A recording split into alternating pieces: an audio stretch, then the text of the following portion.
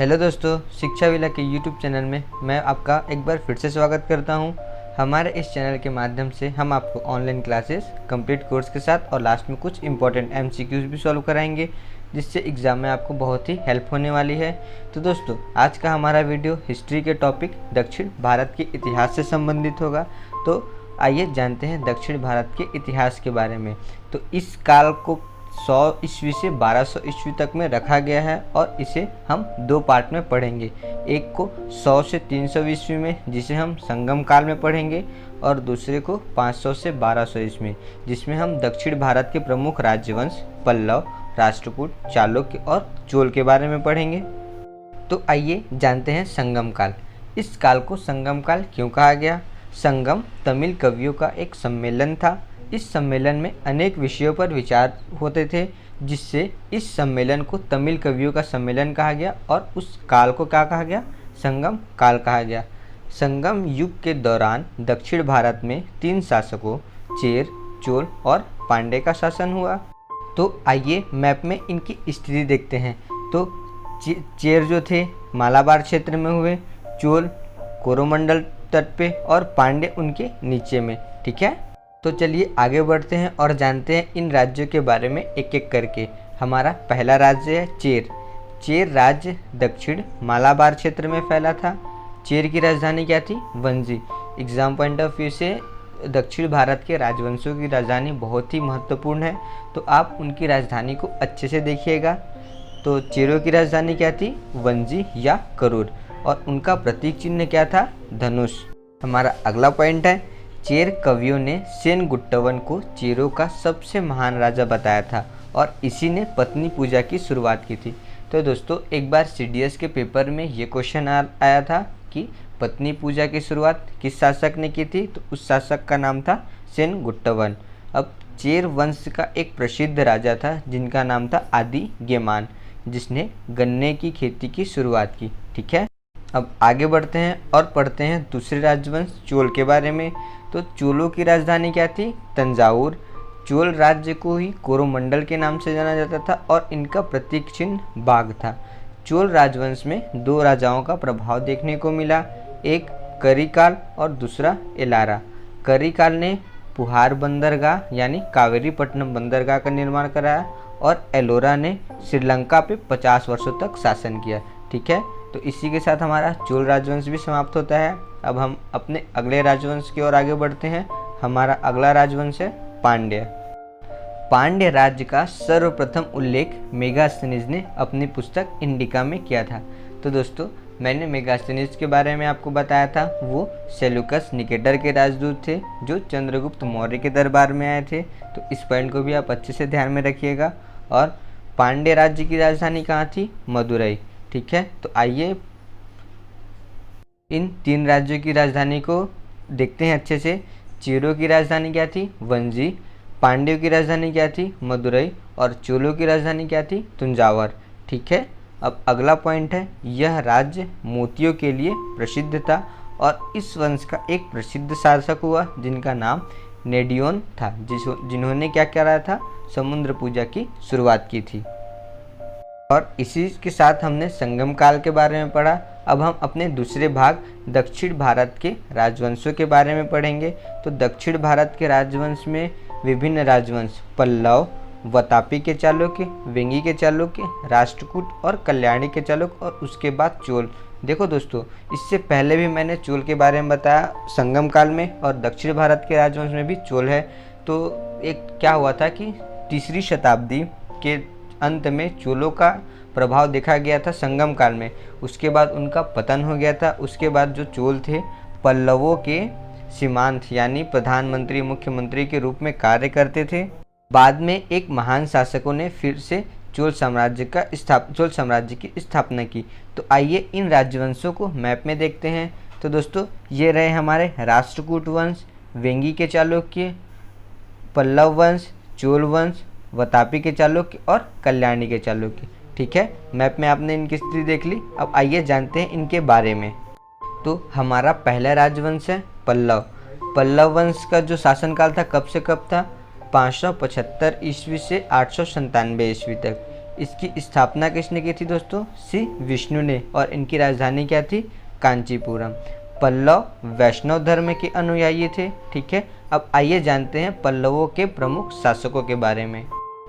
पल्लव वंश के प्रमुख शासक हुए महेंद्र वर्मन, नरसिंह वर्मन प्रथम और नरसिंह वर्मन द्वितीय।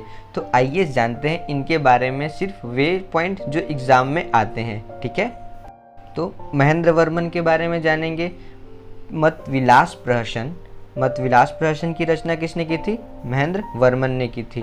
और इन्हीं के शासनकाल में चालुक्य शासक पुलकेशिन द्वितीय ने महेंद्र वर्मन को युद्ध में पराजित किया और यहीं से पल्लवों और चालुक्यों के बीच युद्ध की शुरुआत हुई। ठीक है, अब पल्लव वंश के अगले शासक नरसिंह वर्मन प्रथम के बारे में जानते हैं। जो नरसिंह वर्मन प्रथम थे वे पल्लव वंश के सबसे शक्तिशाली शासक थे। ठीक है, और इन्होंने ही पुलकेशिन द्वितीय को युद्ध में हराकर वतापी कुंड की उपाधि धारण की थी।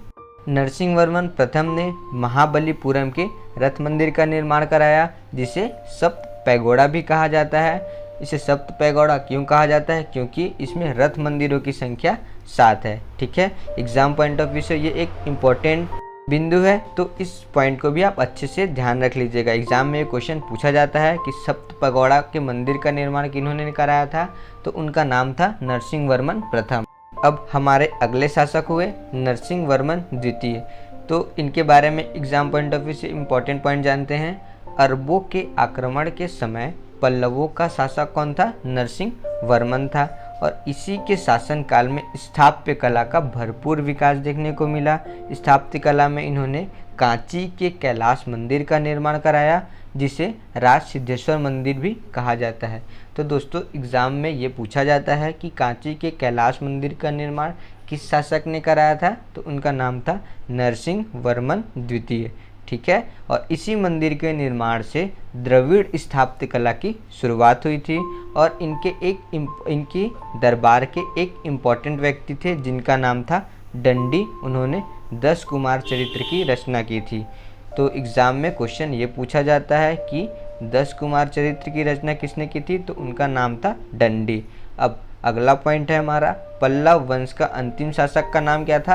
अपराजित। ठीक है, तो दोस्तों इसी के साथ हमने पल्लव वंश को अच्छे से देखा और एग्जाम पॉइंट ऑफ व्यू से जो भी इम्पोर्टेंट पॉइंट थे उन्हें जाना। तो आइए अब हम अपने अगले शासक वतापी के चालुक्य के बारे में पढ़ते हैं। वतापी के चालुक्य की स्थापना किसने की थी? जयसिंह ने। और वतापी को अपनी राजधानी बनाई। इस कारण से वे वतापी के चालुक्य कहलाए। इसके सबसे शक्तिशाली शासक कौन हुए? वतापी के चालुक्य के सबसे शक्तिशाली शासक हुए पुलकेशिन द्वितीय। पुलकेशिन द्वितीय ने पुष्पभूति वंश के शासक हर्ष को पराजित कर परमेश्वर की उपाधि धारण की थी।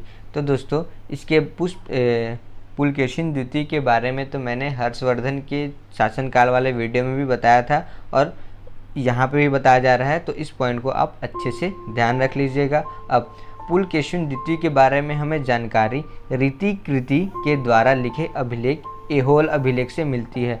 तो एग्ज़ाम में ये क्वेश्चन पूछा जाता है कि ऐहोल अभिलेख में किनके बीच लड़े गए युद्ध का वर्णन है?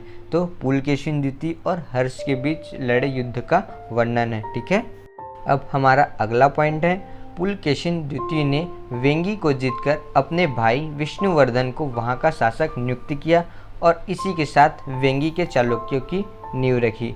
ठीक है, अब हमारा अगला पॉइंट है, इस वतापी के चालुक्य का अंतिम शासक कौन हुआ? कीर्तिवर्मन द्वितीय, जिसे दंती दुर्ग ने युद्ध में परास्त किया और राष्ट्रकूट वंश की स्थापना की। तो दोस्तों आइए जानते हैं, ये पहले मैप में राष्ट्रकूट वंश की स्थिति देखते हैं और जानते हैं कि उनका शासन कहाँ से कहाँ तक था। तो दोस्तों ये रहे राष्ट्रकूट वंश, इन्होंने हराया था इसे वतापी के चालुक्य को। तो आइए जानते हैं इन दोनों के बारे में।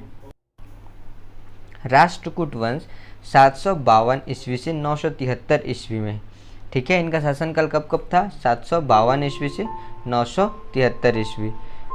इनका जो उदय हुआ था चालुक्यों की वातापी शाखा से और इनका पतन कहाँ से हुआ था? चालुक्यों की कल्याणी शाखा से। तो आइए मैप में देखते हैं, ये रहे राष्ट्रकूट वंश। यहाँ इनको जीतने के बाद राष्ट्रकूट वंश का उदय हुआ और इनसे हारने के बाद इनका पतन हो गया। ठीक है, अब अगले पॉइंट की ओर आगे बढ़ते हैं। राष्ट्रकूट वंश की स्थापना किसने की थी? दंती दुर्ग ने 752 ईस्वी में की थी और इनकी राजधानी क्या थी? मान्यखेड़।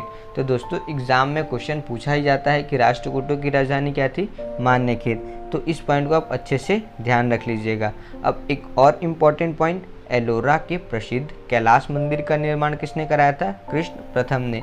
एग्जाम में ये क्वेश्चन पूछा जाता है कि एलोरा के प्रसिद्ध मंदिर का निर्माण किस शासक ने कराया था? तो उस शासक का नाम था कृष्ण प्रथम। अब अगला पॉइंट है, अमोघ वर्ष जो थे जैन धर्म के अनुयायी थे जिसने कन्नड़ में कवि राजमार्ग की रचना की थी। तो ये भी एग्जाम पॉइंट ऑफ व्यू से एक इम्पॉर्टेंट क्वेश्चन है कि कवि राजमार्ग की रचना किसने की थी? तो अमोघ वर्ष ने की थी। अब अगले पॉइंट की ओर आगे चलते हैं। और एलोरा और एलिफेंटा गुहा मंदिरों का निर्माण राष्ट्रकूटों के समय में ही हुआ था और इनकी जो गुफाएं हैं बौद्ध धर्म, हिंदू धर्म और जैन धर्म से संबंधित है। इससे पहले मैंने एक और अजंता की गुफाओं के बारे में भी बताया था। तो उनकी गुफाओं में किन किन का चित्रण वर्णित है और वे किस शासनकाल में बनी थी, ये मैंने गुप्त वंश के बारे में, गुप्त वंश के शासनकाल में बताया था आपको।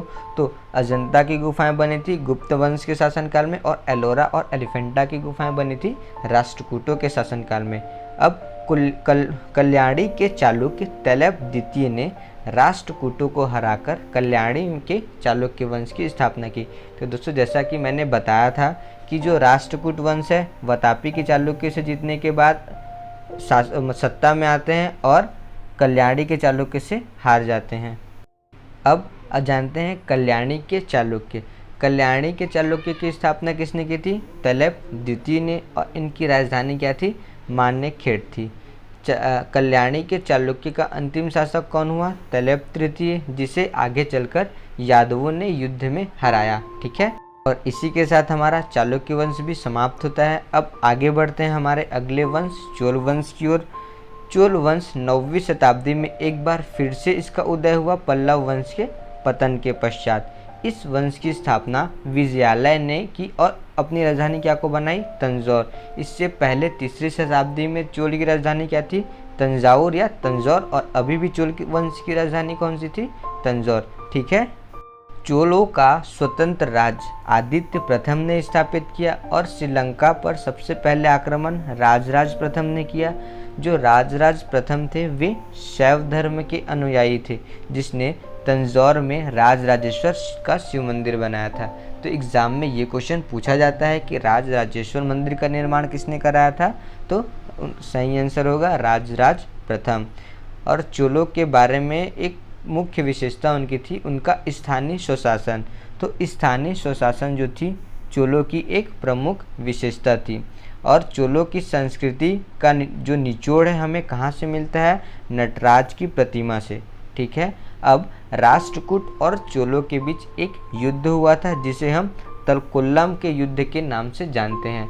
तो आप इस पॉइंट को भी अच्छे से ध्यान रखिएगा कि तलकोल्लम का युद्ध किन किन राजवंशों के बीच में हुआ था? राष्ट्रकूट और चोल के बीच। ठीक है, तो दोस्तों इसी के साथ हमने दक्षिण भारत के प्रमुख राजवंशों के बारे में भी पढ़ लिया और इसी के साथ हमारा थ्योरी वाला सेक्शन समाप्त होता है। आइए अब बढ़ते हैं अपने अगले MCQ सेक्शन की ओर। तो आपके सामने फर्स्ट क्वेश्चन है, लाल चेर के नाम से प्रसिद्ध वह शासक कौन था जिसने कड़गी अर्थात जहां पत्नी की पूजा की जाती है के मंदिर का निर्माण कराया था?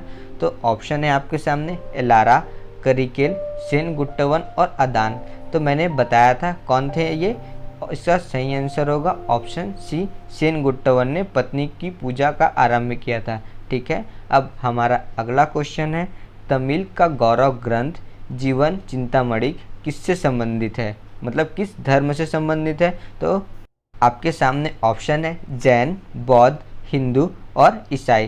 तो दोस्तों इस क्वेश्चन का सही आंसर होगा ऑप्शन ए, जैन।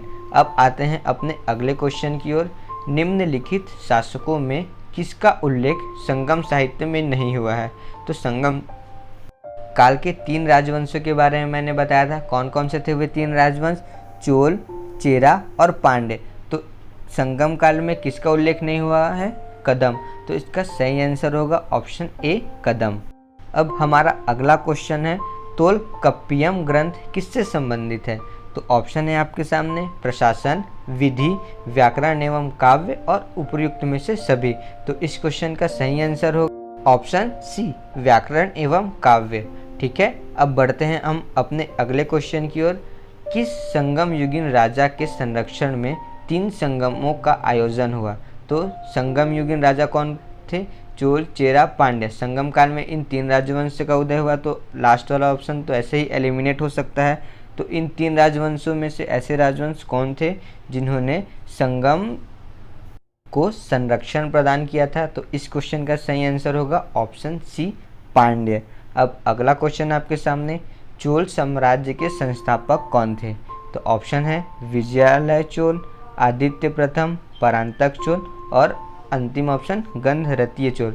तो दोस्तों मैंने बताया था चोल साम्राज्य के संस्थापक कौन थे, तो इस क्वेश्चन का सही आंसर होगा ऑप्शन ए, विजयालय चोल। अब हमारा अगला क्वेश्चन है, दक्षिण भारत का सबसे पहला शासक कौन था जिसने स्वर्ण के सिक्के जारी किए थे? तो आपके सामने ऑप्शन है पुलकेशिन द्वितीय, विक्रमादित्य फर्स्ट, विक्रमादित्य सेकेंड और विनयादित्य।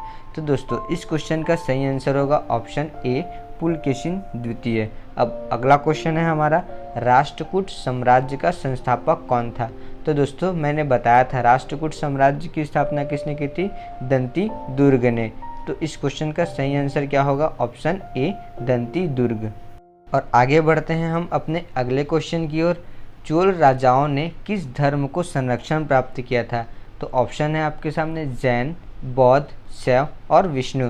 तो दोस्तों मैंने बता रखा था चोल राजा कौन से धर्म का पालन करते थे? तो शैव धर्म का। तो इस क्वेश्चन का सही आंसर होगा ऑप्शन सी, शैव धर्म। अब हमारा 10वां और अंतिम क्वेश्चन है, विरूपाक्ष मंदिर का निर्माण किसने किया था? आपके सामने ऑप्शन है ए, चालुक्य, बी, पल्लव, सी, वाकाटक और डी, सातवाहन। तो दोस्तों इस क्वेश्चन का सही आंसर होगा ऑप्शन ए, चालुक्य। और इसी के साथ हमारा MCQ वाला सेक्शन भी समाप्त होता है। अगर आपको वीडियो पसंद आई तो लाइक, शेयर और सब्सक्राइब करें और वीडियो की नोटिफिकेशन सबसे पहले पाने के लिए बेल आइकन ज़रूर दबाएं। Thank you.